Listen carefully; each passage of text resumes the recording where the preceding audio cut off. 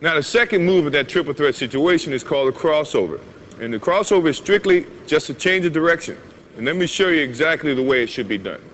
In protecting the basketball, you're jabbing with your right foot, and the defense sometimes react that way, and you want to change your direction. This is what most of the people do that's going to get called for traveling. In jabbing with this right foot, they get so quick, they go this way by moving their left foot, which is your pivot foot. That is traveling in any league.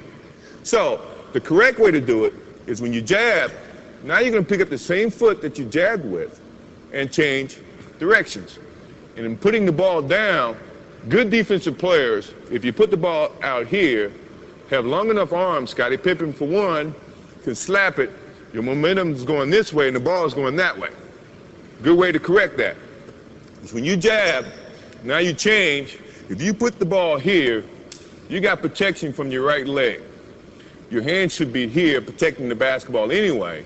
So now the only way the defense can get to that ball is to go through your arms, go through your legs. 9 times out of 10, it's going to be a foul. I say 9 times out of 10 because I could get away with it. But I don't play anymore, so you don't have to worry about that. So, jab step, change the direction this way, putting the ball inside your legs. Now, the good thing about an offensive player is you got to be able to go both ways. If you go one way, now you're limiting your options.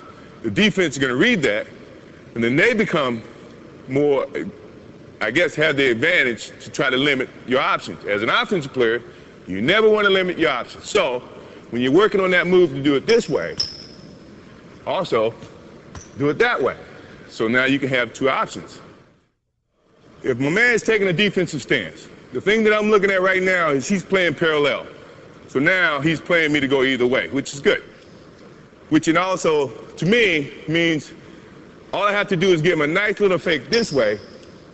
He's going to think and feel that that's the way I'm going. My change of direction is a little bit better to use when you see a guy with the parallel stance. Mainly because he doesn't know where you're going. So now you have so many options, you just try to use as many options as you can. Now if he had his right foot forward, that to me is saying, now he wants you to go this way. The last thing I want to do is go where the defense wants me to go. I want to go opposite. So this is when now he takes his step that way. The change of direction means he's got to pick up this foot and open, then slide to keep up to you as an offensive player. That takes more time than you taking that crossover and driving to the hole. So you have the advantage in that sense. Now, if he has his other foot up, this is what I was telling you about being able to go both ways. Now you can do the same thing and attack it this way.